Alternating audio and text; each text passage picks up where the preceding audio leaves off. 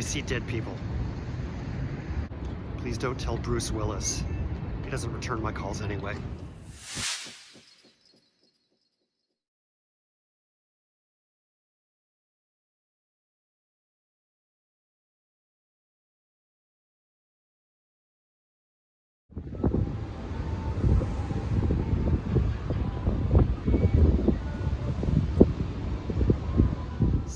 This morning at the Granary Burying Ground, which is one of my favorite places to bring people in the city if they haven't visited before or if they haven't had a chance to dive into some of the city's history. Now, this is not an unknown site. It's in all the guidebooks. It's a stop on the Freedom Trail. It's very, very well known. But to me, it gives you a flavor for Boston's past that a lot of other sites don't, because as you can see, it's quite built up around me. There are buildings on all sides. And yet here we have this little oasis in the heart of downtown. I'm turning around, and if you go just 1 or 2 blocks behind me through that arch, you'll end up at the Downtown Crossing shopping area, which is likewise the heart of the city. But here we are with the actual remains of many of the people who founded Boston or who were instrumental in making it an important city early on in the history of the American colonies. So why is the Granary Burying Ground so small and so hemmed in on all sides? Something you have to remember about Boston's past is that, geographically speaking, it began as a very small peninsula. So when the Europeans settled here, it had a great harbor, but it didn't have a lot of open land space. This burying ground is actually the 3rd burying ground that the colonists utilized. If you go to a modern city like Los Angeles, you can go to places like the Forest Lawn Cemetery, which is huge and has multiple locations and is very spacious, very beautifully appointed.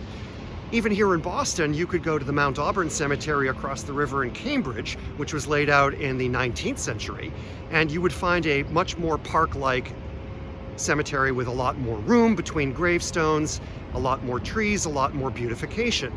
But this was what the original colonists had to work with. Remember that these are folks who were coming over from Europe in boats so small that a modern cruise ship could probably hit one and reduce it to kindling without even noticing. Something else that's not obvious about Granary Burying Ground at first glance is that most of the gravestones do not date from the first generation of the Puritan colonists here. Remember that the Puritan colonists would not have necessarily had access to a lot of stone for stone grave markers.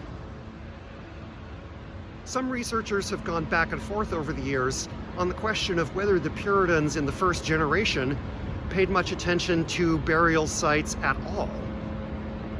The Puritans were well known for being iconoclastic. They took the biblical commandment not to make graven images fairly seriously.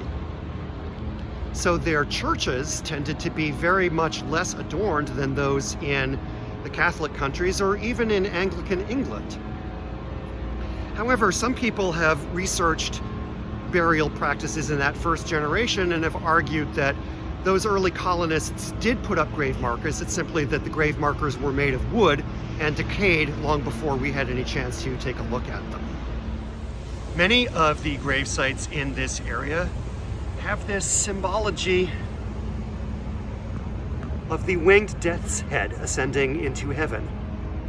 As you can see, this implies that by the 2nd or 3rd generation at least, the Puritan settlers were not as iconoclastic as we are sometimes led to believe, at least in death. We know that this burying ground was in use as early as the 1660s, but this particular gentleman was interred in 1784 and was actually a member of the Massachusetts militia during the American Revolution. You can see here that the grave sites had become considerably more ornate by that period.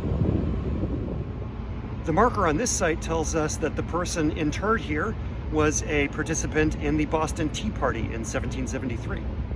Right now I'm standing almost at the very back of the burying ground, and you might notice that the land is sloping downward away from me. Behind me on the other side is Beacon Hill.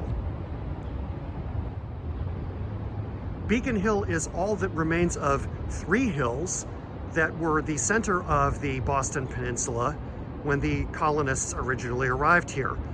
Beacon Hill itself and the other 2 have been mostly cut down over the years, partly for landfill to extend the size of the city and give it more acreage.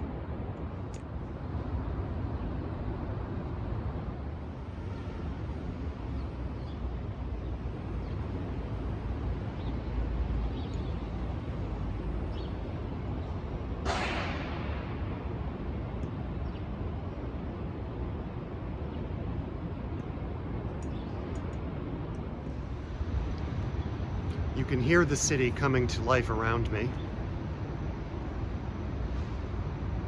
It's still early morning on Saturday. But even on the busiest days, this is a lovely little oasis.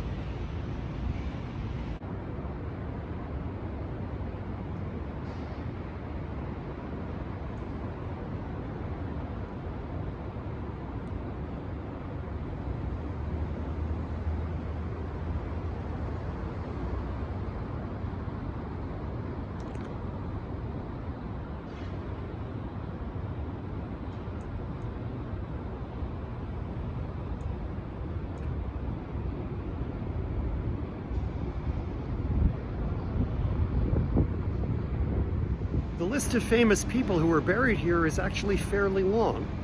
Paul Revere is buried here. John Hancock is buried here. Samuel Adams is buried here. Crispus Attucks is buried here. He was the African-American victim of the Boston Massacre, and he's apparently buried with the other victims of that day.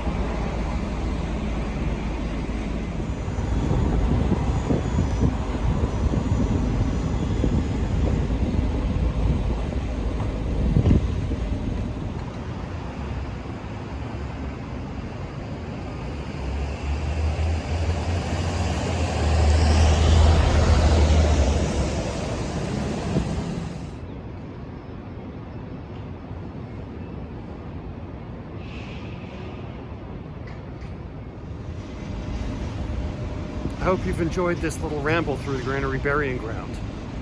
We're about to get some joggers coming past me. You never know who you'll find in Boston. Good morning.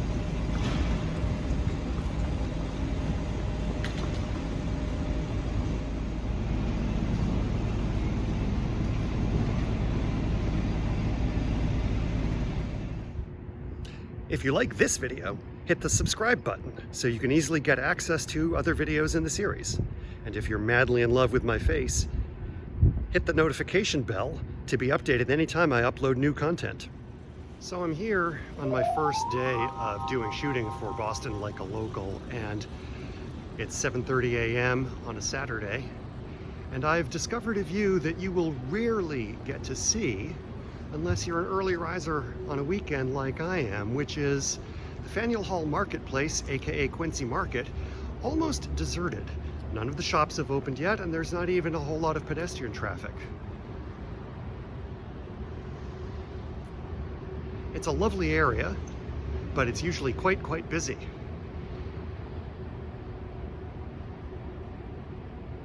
Look at all of that. Open pavement as far as the eye can see.